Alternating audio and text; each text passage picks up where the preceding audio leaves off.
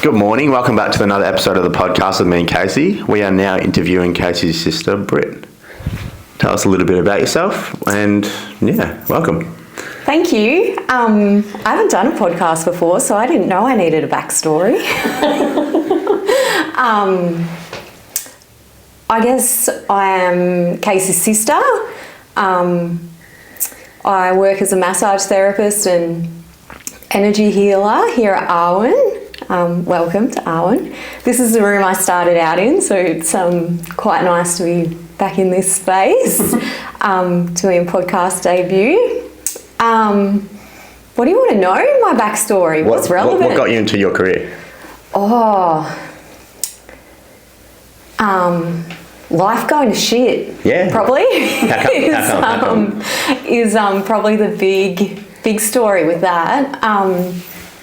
Moving through the transition of motherhood really just like cataclysmically shifted my whole experience, and I just found myself at a space where I was changing everything. I shifted where I was living, who I was living with, my relationships,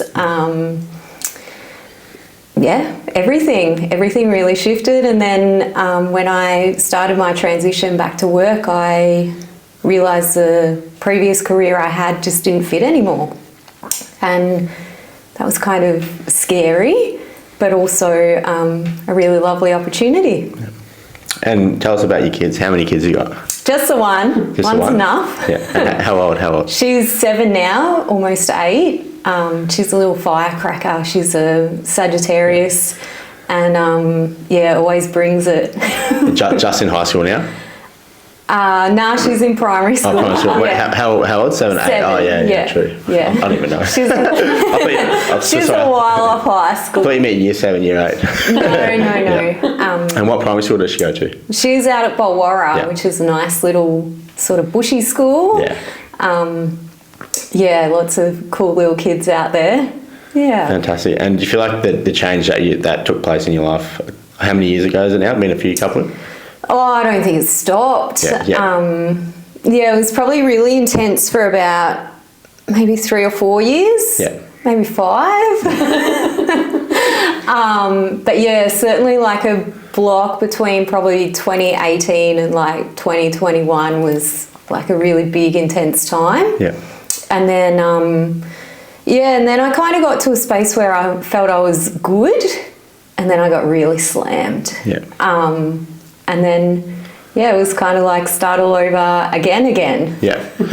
And have you picked up like any like healthy habits to sort of counteract, or like you like spending time with yourself more, or working harder, like giving time to more of your clients or something like that? Or I think it's a whole suite of different things. I definitely haven't, just had one thing that's changed my experience. It's been everything really, from like spiritual things to physical things to mental things, a lot of nervous system regulation, and a lot of like really stepping back into my connection with my body after like really extreme disassociation from myself and my experience. So I guess like every single one of those has kind of been a little bit of a piece in the puzzle in getting me back to me. Yeah, like I remember, I love talking to my sister. It's so weird though on the podcast, right? So I remember when Britt first started doing beauty therapy when she moved down here, and then to see you transition from beauty therapy to go into like doing Reiki and all of the things that you're doing is so amazing. But I do want to ask you about something that you do that everyone says to me, Casey, what are women's circles all about? Should I go to a women's circle? Why should I go to a women's circle? Like it's an experience that I love, but I'd really love for you to share with us why you decided to start holding space for women in a circle. Yeah. Thanks for that question. It's a big one, I guess. Like, I never really saw myself as a facilitator or like that person who's talking. Always, you know, like to be that, I guess, like wallflower kind of person and just like sit back and, you know, like really be observant of what's going on, but not be like the focus of attention. So women's circle facilitations like really annihilated that. And I got there very incrementally. So I just started attending women's circles, first of all, online during COVID, as like a way of connecting with people online, and it really aligned with the study I was doing at the time. So the first women's circle I went to was with Rachel Hodgins, who's based over in Bendigo, and she does a lot of stuff with like women's embodiment and womb healing and like talking about menstruation and rites of passage, which was something I was journeying through healing at that time after having a number of surgeries for endometriosis in my like late teens and early 20s. What's that mean? What's that word mean? Endometriosis. Yeah. So endometriosis is a condition which is pretty prevalent in women, and what happens is the endometrial tissue grows outside of the womb space and can present like anywhere within the body, and cause dysfunction to the bodily functionality and systems doing what they do. So it presents differently for everyone, but you know, often characteristic by quite a lot of significant pain, and also like an alteration to your menstrual cycle. Yeah. So I had my first surgery for endo when I was about 18 or 19. Wow, yeah. And then had a succession of them up until I was 28. And the one I had before becoming a mother, like there was endometrial tissue like throughout my whole abdomen and like encasing my bowel. And you know, if it had not been surgically removed at that time, I probably would have had my whole bowel removed. Wow, yeah. Wow. And, you know, at that time they said to me, you know, you may have difficulty having kids and all of those things that you sort of don't really expect to be hearing when you're like 23 or 28, and just kind of go, whoa, this is, you know, Serious. a lot. Yeah. Yeah, so that was a big part of it, delving into some more like holistic healing to support that, because I decided after my last surgery that's not the cycle I want to keep being in, to just, you know, every couple of years go back under the knife. Do you find it's do you find it's very common for women to have all these? Like, is it a common thing? I don't know the statistic off the top of my head, but it is quite a lot more common than we sort of recognise in our society. And the average diagnosis period for endo is 8 years. Okay, yeah. So, you know, it's that thing of, you know, like back in the day, women would go to the doctor and be talking about a myriad of different things that they were experiencing, and they'd be diagnosed with a mental health condition and sent away to the asylum.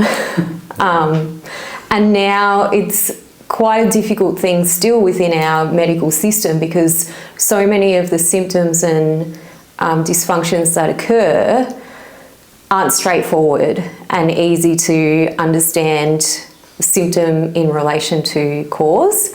And I think the other thing that's really important to recognise as well is, like, literally 24 hours before that surgery, where it was encasing much of my abdomen and all around my bowel and ovaries and uterus, I had an internal examination with a specialised gynaecologist who did scans specifically looking for endometriosis, and in that scan, which was over an hour, they did not find any evidence at all that there was endometriosis present there. You're kidding. But, you know, I had spoken to the surgeon about what my previous history had been, and thankfully the surgeon was very validating of, like, women know their body more than, like, technology can tell us. And he said, look, I think the best option is to do surgery and see what is there. And, you know, what was found was, like, extensive, really, really extensive. So I think some of the difficulty is, you know, this reliance on, like, medical imagery or, like, medical statistics or certain, like, metrics in measuring and seeking diagnosis versus, like, really properly considering people's lived experience. And I guess that's where I went into more of a holistic process around what's going on rather than just that reliance on metrics and science. Yeah, if you had have, like, relied on the scans, you would have lost your bowel. Yeah. Like, that would... I may have lost my life. Yeah, like, that's... I didn't even know that. Like, I'm learning so much about you today. It's crazy. So, do you feel like... Getting back to women's circles... Yeah, we went on a big tangent there. But do you feel like that has really helped... Like, women's circle is about community, connection, holding space, that sort of thing. Do you feel like that, being in that environment, has helped other women sort of feel seen and validated and heard with whatever's going on in their lives, whether it be their health or emotional needs and that sort of thing? Do you feel like this process has really helped you with being a facilitator in that space? Yeah, totally. So all of those things are real for me, but I guess I can't really say what's real for other people. Yeah. The process of a women's circle is about co-regulation and the release of the hormone oxytocin, which is the same hormone you would have, you know, like when women breastfeed or have an orgasm or are in a really like loving environment, which is foundational to what women require to be healthy. Yeah. So there's a lot of things that happen in women's physiology that's really distinctly separate from males, and like a lot of stuff we see about health is a study that's been done on males. And generally, because there are so many different variables within a female's physiology, studies aren't done on females to the same extent they are for men. Is it because it's too hard, or... Sorry, I'm asking all the big questions. I don't know the exact answer, but or is it a patriarchal thing? Or am I making you feel uncomfortable? My take on it's probably a bit of both. Yeah, patriarchal and that sort of thing. Yeah, I mean, people only care about stuff that affects themselves. That's so true, isn't it? So, you know, it's always going to be an unconscious bias of... Yeah. And, you know, we also have this thing as humans where we'll always take the easy path if we can. Yeah, absolutely. So... Yeah, because it's so much easier, isn't it? Yeah. When you were talking about oxytocin, I was just like, oh, I get so much of that from patting my Labrador. Yeah, totally. So, going back to... Gosh, we are going off track from this question. Yeah, like going back to women's circle and the effect that it has is... Like, we literally need to co-regulate with other people and specifically other women. So it goes back into that thing of like, you know, we used to all have different times of menstruation, and then every person in the like community would have a different role within that timing. So then women were cared for when they Yeah. were menstruating. They weren't going to their 9-to-5 job. You know, there was someone cooking for them and doing body work and tending to their needs and, you know, making sure that, like, they were treated well during that time, not just, like, pop some painkillers and push on. Yeah, yeah. So there's this thing that happens, like, within a woman's physiology because, you know, evolutionarily, we would be rely on every other woman in the community to keep us safe. Because if you think about the role of, like, a man going off to hunt or work or war or whatever, they've got this system of fight or flight because, you know, there's a boar I'm going to kill for our village to eat. Like, you're gonna start running, right? Like, you're not going to just wander out, hey, give it a pat, you know. It's like, you know, there's this big adrenaline rush and, like, get stuff done real quick. And women have that too because, you know, we'd encounter that stuff in the wild as well. Yeah. But, you know, what happens with a woman who has just given birth that can't run? Yeah. And what happens with a baby that you know, hasn't learned to walk yet? How are they outrunning danger? And, you know, how do you live through the possibility of starvation without tending to a garden? Very true. So, you know, those roles of women were like growing food and tending to the community, creating, you know, practices for hygiene. So a safe environment. While the men are away. And and for them to return to, because they got to have like a home. Yeah, and oxytocin, love, and happy community, all that sort of stuff. Yeah. So, what it's called for women is tend and befriend. Yeah. Which is a different functionality to fight or flight. Yeah. And we hear so much stuff in nervous system health about fight and flight. Yeah. And, you know, who are you seeing talking about tend and befriend? Yeah, yeah. I mean, it's not in that same, like, same circulation of understanding. Like today, like for me, connecting with people is going for ocean dips or coffee. And for Sam, I really want to ask Sam this, like, having that brotherhood at the gym or, you know, when you're out with your car or gaming and that sort of thing, does that, like, fill your cup? I don't game anymore. Oh, sorry. You don't have time to. I feel like my competitions fill my cup a lot, and I feel like my clients, I feel like it's basically my training or their training, and that's just it. Yeah, and that's where you get your connection and I feel like I've got more of a purpose to be here, whether it's to help people or to help myself be better or for them or for whoever I'm going to have around me. You know, so that's it. So good. So how do you connect with your friends? Like, how do you mental health and stuff? How do I help their mental health or my mental health? Both. Yeah, I make them feel welcome, make them feel friendly. I listen to them. Yeah. You know, listen to what they have to say, even if it's not exactly the best thing. So, but you know, I still be there for them and give them the time of day. So, make them feel heard. You know, present. Yeah. And my mental health. Obviously the ocean dips, my training, exercise, having a clean diet and all that sort of thing helps as well. But my mental health sort of goes up and down and dips. So it's like some days it'll be like really, really high, some days it'll be really low.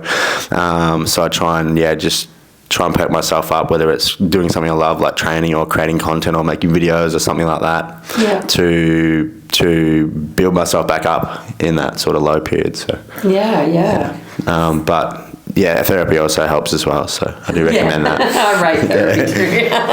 Therapy's everything. Such a great way to learn a lot about yourself and how your nervous system is working and all of that sort of thing as well. It's so healthy to go to therapy too. Like, it's so good. Or like holistic approach with what women and men have been doing for years, like for thousands of years to exist. It's really cool.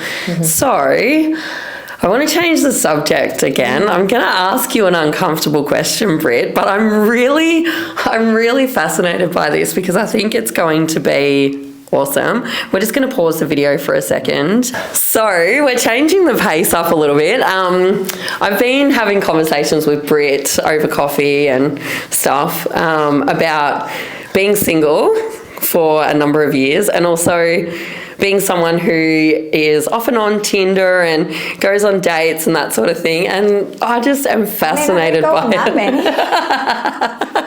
So I'm going to hand over to Sam and Britt to talk about what it's like to navigate Tinder, and also, just share some of your stories about that. I recently got on Tinder at the start of the year. About March or something like that. Quite start of the year, but I was on it for a couple of months. I found that, personally, my experience, that, it was okay. Like, I did swipe through a few girls and that sort of thing, but I just found it to be I wasn't enthusiastic about it, and I didn't feel as wholesome as I wanted to be about it. I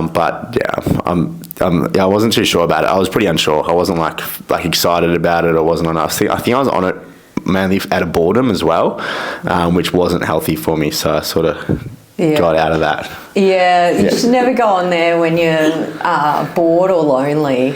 Yeah. It's not a good thing. I don't know. I do know when I first got on Tinder, because we were talking about this the other day. I was meeting up with one of my friends who I used to work with when I was partnered, and she was freaking fabulous with Tinder. Like, she'd come into my office and be like, I don't feel like cooking dinner tonight, I'm going to go on a date. And, she'd come back an hour later and she'd have a date arranged and not have to cook dinner. Yeah. So, good on her. And then when my marriage broke down, she was like, we're putting you on there. Like, it's happening. It wasn't your choice? No, we were having a few drinks and a laugh, and, You're like, why not? Yeah. It wasn't like going totally against what I wanted, but it wasn't something that I was actively going to do myself. So we just had a great evening, like chuckling away, and then, over the next few days, I had some spare time. My daughter was off with her dad, and I was spending a lot of time with my friends who didn't have young kids, and it was just like this kind of bubble, right? And I'd hop on there and be like, oh yeah, have a look. And then I started getting these messages from people that genuinely scared me. Yeah. And I was like, what is going on? And then I went back to my friend and are these the people on Tinder? What is going on? She's like, oh fuck, you're swiping the wrong way. And so every person that I was like, oh gosh, no. You'd be, yes. Was the people that was messaging me. And I was just like, oh. And then I'm like, what do I do? And she's like, well, this is how you unmatch, but you probably also need to leave town. Did you come across anyone that you actually went on a date with that was genuine? Not for a long time. No. I was a little bit cautious about getting back on there after that. But yeah, I have met up with people, and no relationship out of any of the meetups that I've had with people, but every single person brings something. Yeah.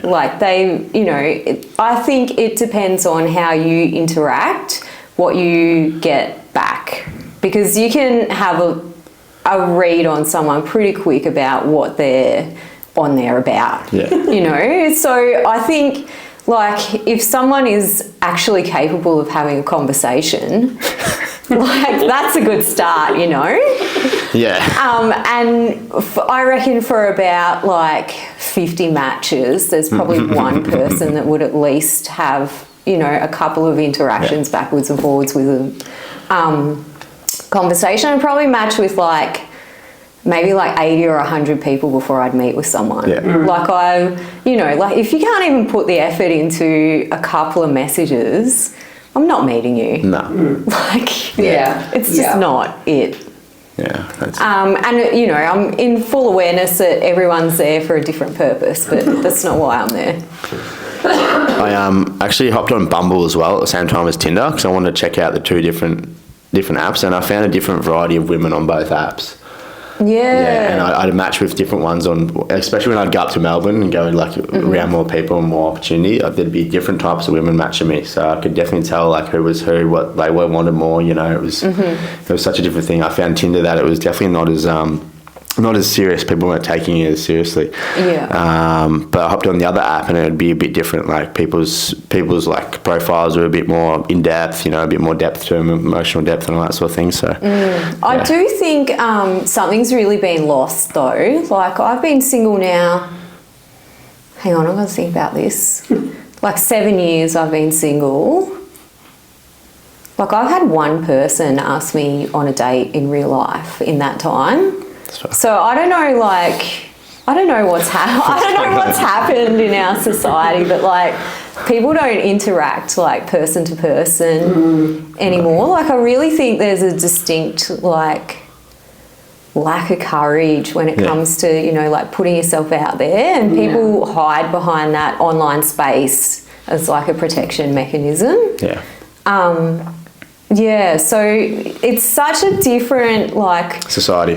Yeah, and I mean, it's interesting to say, like, I don't like the app, but, like, what do you do for interaction with people? Especially when you're a mum too, and, like, especially when you're a mum and you're... limited, like you have different limitations when you're a mum, and it's not even the fact that I'm not going out on the weekend. Exactly. It's not even the fact that you have a child that's an issue. It's like the fact that, okay, who's going to look after Zara? What if they're not in town? What if they're like in Mount Gambier? Or because I'm just guessing, I've never been on Tinder before, but I'm just guessing that the pool of people would be kind of a little bit limited in a small area like Portland. Is that true? Yeah, definitely. Like I said, when I went up to Melbourne or went into the city, the matches were like flying through ridiculously, and you might get maybe like 1 or 2 likes like a week or something like that down here, and then you'd be just getting flooded up there. So that's the difference. So, yeah. Oh, can I ask another question? Have either of you ever been matched with a relative or like a childhood friend or someone that is inappropriate to be matched with? No, I haven't, thank God, so that's good. Yeah. There is, like, in the setting, like, I spent a lot of time in the settings of the app, and there's, like, this thing that people can only see you if you've liked them. Oh, okay, yeah. So I hope they haven't seen my profile. Well, that's good to know.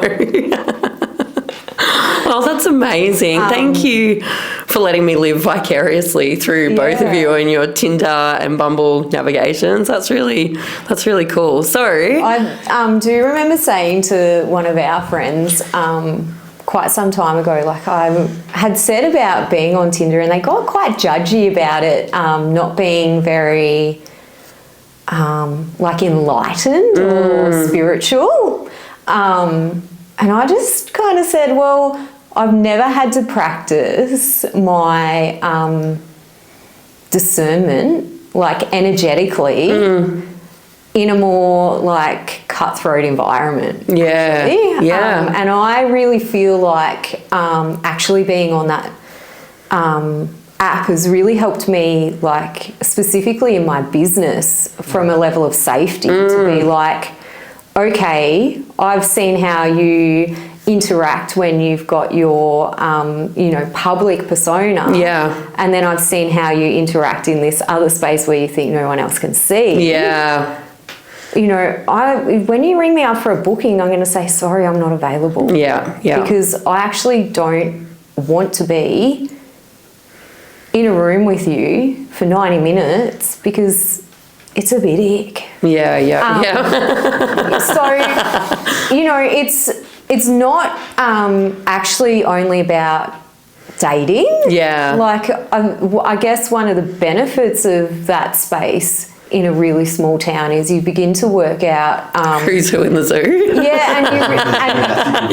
and you really make decisions about like what things you want to get involved in and what things you don't. Love that. And I have found that to be really like a really powerful tool in building connection because I mean, when there's a disparity between these like two different spaces and the way people show up, like that lack of authenticity and lack of integrity is something to really question. Absolutely. So I want to ask a final question of both of you. Here is your chance to attract love in your life. I'm going to start with Sam first. Sam, I want to know what an ideal date for you would be.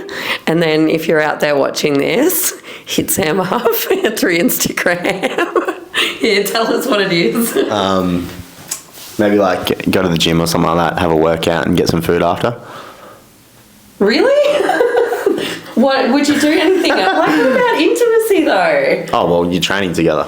So that's like your ideal date. So that's pretty intimate. She needs to be a gym goer. She doesn't need to be, but I could be like, hey, like if she's interested in the gym and training in the gym, I could just teach her to train and then we could get food. That's so nice. That's so lovely. So you get to like... I'm doing something I love and I also love food as well, and if they enjoy it, then it's a win-win. And you get to like be the strong man that like just, shows her what to do, and she gets to be vulnerable and led. She and could all also that she could push me as well though. Yeah, I love that. If you're pushing each other, then it's better. So would you take a woman ocean dipping? Yeah. If they're up for it.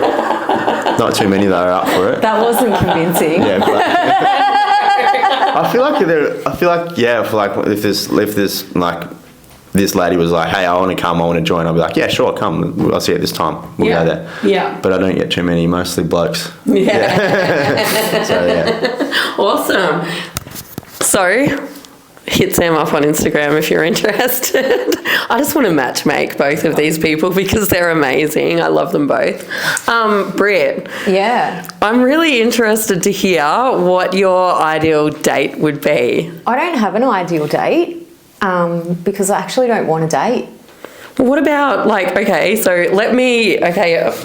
sister pisses me off. Let me reframe this question.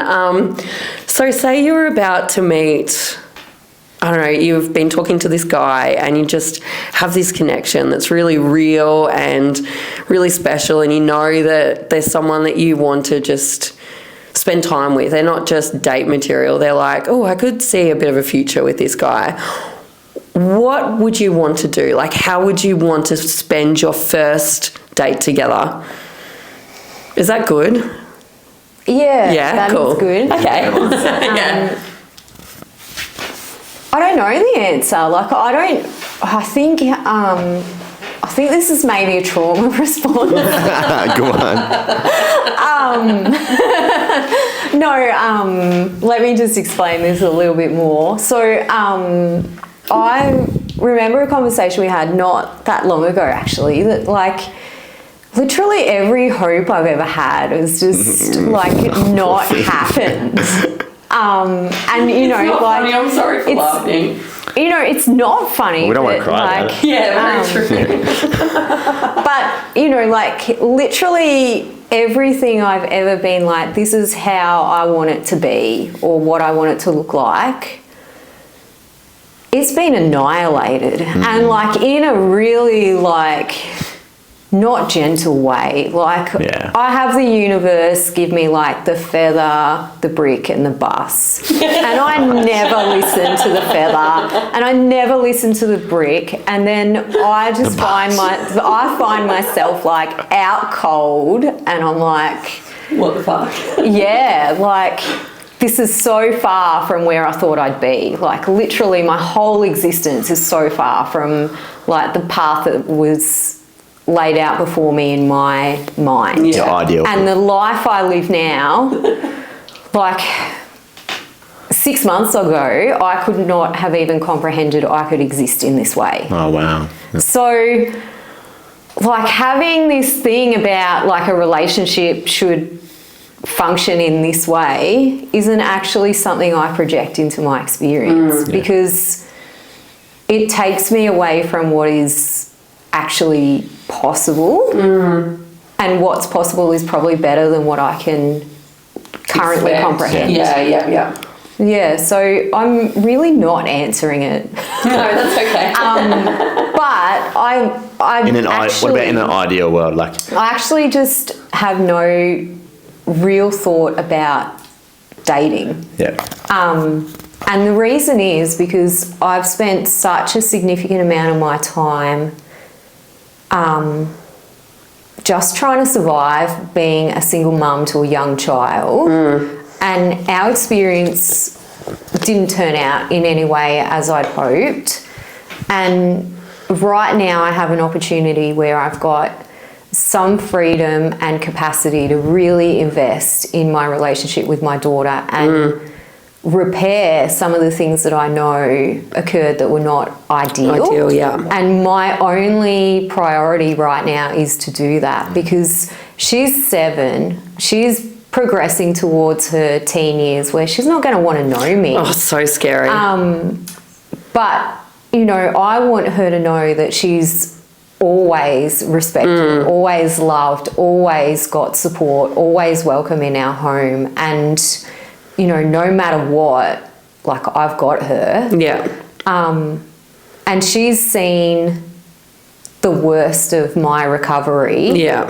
And about 6 months ago, she said to me, after we'd been surfing one day, she said to me, you know, Mum, something's really changed for us and we're having fun now. That's so good. And like That's she good. really recognised that we'd shifted out of that seriousness, to actually like being able to properly live.